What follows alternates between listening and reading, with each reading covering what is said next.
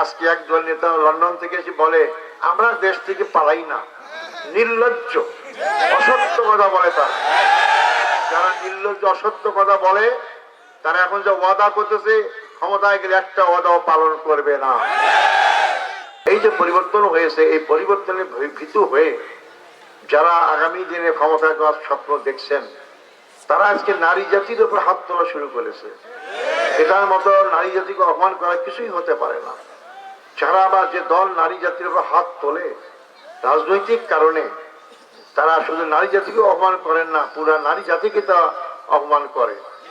এরা ক্ষমতা গেলে নারী জাতি কোনো সময় নিরাপদ থাকবে না।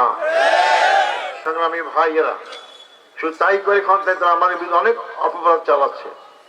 প্রতিদিন দেখতে পাবেন আমাদের মিছিল মিটিং এ হামলা করছে, আহত করা হচ্ছে, পোস্টার ছেড়া হচ্ছে।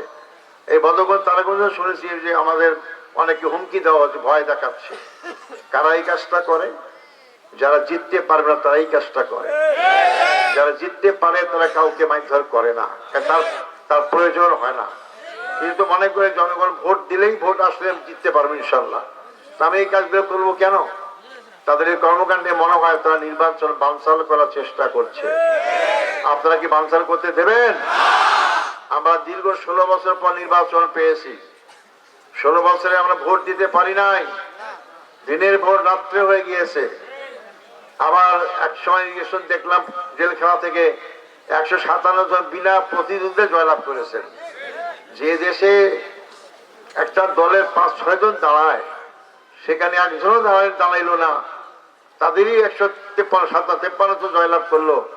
এই গাঁজাখড়ি দিয়ে দেশ চালাতে পারেনি দেখে আজকে করুণ অবস্থা হয়েছে। সংগ্রামী ভাইয়েরা, তারা আমাদের বিরুদ্ধে কোনো কথা পায় না। ওই 71 সালে কথা নিয়ে আসে যে আমরা 71 সালে এই করেছি।